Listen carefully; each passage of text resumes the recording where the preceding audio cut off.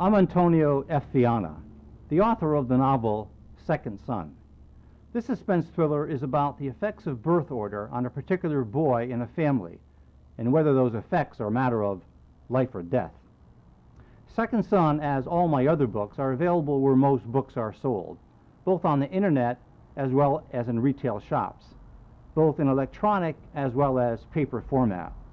I think you'll like this book trailer of Second Son. Thanks for watching. I'm Amy Brown, and I'm here to tell you about a novel, Second Son. Antonio created the story and the characters. People, places, events, and situations are the product of his own imagination. Any resemblance to actual persons, living or dead, or to historical events is purely coincidental. But if something or someone in this novel strikes an emotional chord with you, then he's created a very good story. That's what novelists are supposed to do. The story is about Robert Trapani, second son to Mr. and Mrs. Frank Trapani Sr., who begins his innocent life with an unsolicited handicap, being the second boy in the birth order of his brother, Frank Jr. He is deprived of love and compassion from his parents, which they effortlessly give to their older son. Robert fights for equality, but settles for tolerance. During his youth, Robert wanders in and out of mischief. Upon reaching adulthood, he finds what he thinks is unconditional love. He becomes a Catholic priest. Yet eventually, that too brings him a certain level of struggle between good and evil. Eventually, Frank, his older brother, comes to him for a favor that forces him to pick sides, to violate vows he's committed to keep sacred forever. This is an amazing story of psychological deception, sex, passion, and relationships that's second to none. I know you'll enjoy Second Son. If you like this novel, and I'm sure you will, visit Antonio F. Vianna's website at www.viannabooksforyou.com to see what he's been up to. The next part of this book trailer contains scenes from Second Son. Thanks for watching.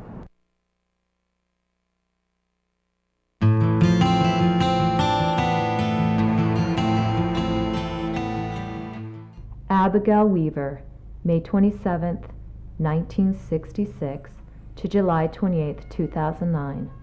Beloved friend. That is all the gravestone reads. Father Trapani bows his head, gazes at the monument. While he is not sure this is the same woman who gave birth to his child years ago, the date suggests the possibility exists. He wonders how she might have died, relatively young in age, and where the child might be. He feels a sudden stiffness in his neck as he continues to look at the headstone. He leans over to pick away a few weeds that have accumulated over the past weeks. Then he touches the stone markings. His eyes get moist. He remembers their brief life together, laughing, dancing, and drinking. He now blames himself for all of it. Bites his upper lip, realizing he should have brought flowers. He promises himself to make a regular visit to this specific location. He sniffles a little, and then hears a voice behind him. Hello! An elderly man stands behind him, friendly looking, dressed in outdoor work clothes with a shovel. Hello, Father Trapani replies. His voice is weak. Am I in your way? Oh, no, not at all, the man smiles congenially. His dark brown eyes and wrinkled forehead give the man a peaceful look. Someone you would confess your most inner secrets to. Someone you know? Father Trapani feels his lips part, but nothing comes out at first. Then he hears himself say, yes. So short of a life. I hope she lived it to the fullest, the elderly man says as he glances towards the gravestone. I hope so as well. I'm Jake Simmons. Do my best to keep the place looking nice. Only me, so I can't get to them all. You're doing fine. Thanks for all your work. I remember when she arrived. Father Trapani frowns. There wasn't anybody who came. Somebody had to pay for it all, but no one came. I thought that was strange. Such a young woman, and no one came to say their goodbyes. He glances between the grave and Father Trapani. I didn't know she had passed on. I would have come. The apologetic sounding voice is understood by Jake. Yes, yes, of course. But he lets the words fly away. A comfortable silence passes by. Then the elderly man continues, It's strange. All the arguments that people go through in their lives. All the things they think are so important but really aren't. All the rich people and the poor people. It all comes down to this. They are all going to get here. Father Trapani kneels at the foot of the grave. His hand makes the sign of the cross. Bless me, Father, for I have sinned.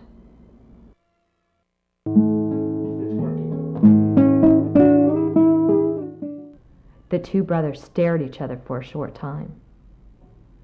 The awkward silence breaks when Robert says, "This must be important." Frank hesitates, wondering how to start off. He sucks in a deep breath of air and then leans forward across the table. In almost a whisper, he says, "This must be private, only between us. You must promise me." It is about Linda and me. Another deep swallow of needed air to feed him. I've decided the best way to have a kid is to impregnate her with someone else's sperm. His body flops back against the booth. Wondering why the secrecy of this information, Robert's about to ask a question. He is interrupted. That's the easy decision. Frank leans forward again, and with the same low voice, he says, "I want you to be the donor." Robert stares at his brother. At first, he does not believe what he hears. Thoughts swirl around inside his brain. A noise interrupts the spinning sensation. 2 coffees black? The server sets the beverages on the table and then quickly leaves. Robert picks up the conversation. "Me? I can't do that." Frank forges on. "Just hear me out. There's more." He takes a sip of coffee to gain momentum. "I want you and Linda to actually do the deed. I know she'll agree. I think she respects you. Pop is busting my balls to have a kid, and I can't tell him or Mom that I don't have the soldiers to do it myself. You are the only one I can trust. I have no other alternatives." Robert stares at his brother in disbelief. "You know better than to ask me that question. I'm a priest." Robert gives his brother a look of disappointment. "Let's get back to how you can help me and Linda." "Frank, this is unheard of. You can't expect a priest to violate his vows. I simply can't do it. Can't or won't. Because I can't, I won't. It is really that simple. Will you just give it some consideration?" He looks away for a while. "I know I haven't been the best brother to you. I admit that. In fact, I know there were times I was even cruel to you." He faces Robert. "When you were having your own problems, I didn't extend a hand to help out. I was too self-consumed, thinking only of myself. I know that, and I am not proud of it. But now, you are the only one who can help me. There is no one else. The child that Linda will give birth to will have your genes, for sure. But those same genes are from our family, the Trapani family.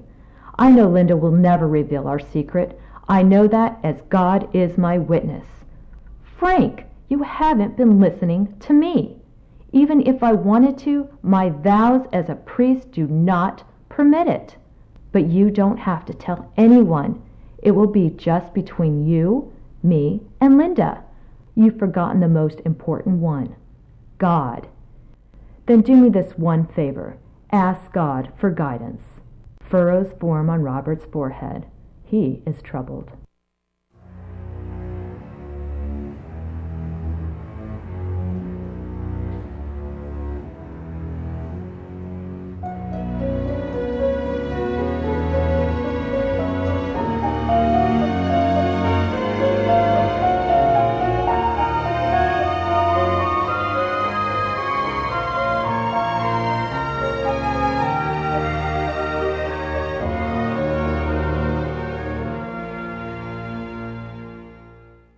It is pitch black, and Linda is not sure exactly where she is, but she knows the spot is small.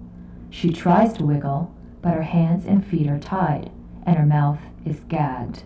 Suddenly, the vehicle slows down again, and then stops altogether. The engine is cut off. She hears 2 doors open, and then shut. Her heart picks up to a rapid pace. Then the trunk opens. A flashlight shines in her eyes that prevents her from seeing anyone specifically. However, she realizes that it is nighttime. The two men, masked, move without talking. They grab her like a sack of rice and haul her to a small wooden building.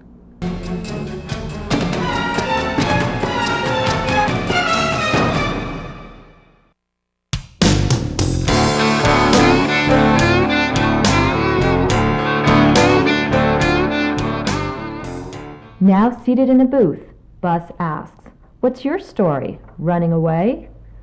"Everyone's running away from something." "Not me, not anymore." He chomps on a piece of meat. "You're one of the lucky ones." "In between bites," Bus says, "don't count on luck." "So you are free from chance?" "No, I didn't say that. I said I don't depend on it." He takes another bite of food. "How about you?" "There's fate." "Like in destiny?" "Something like that. I'm not sure how long I'll stay. I mean, I don't know if I'll continue all the way. I might want to leave before we arrive." "No sweat. The price is the same no matter when you go. That's your call." They finish their meals without much further talk.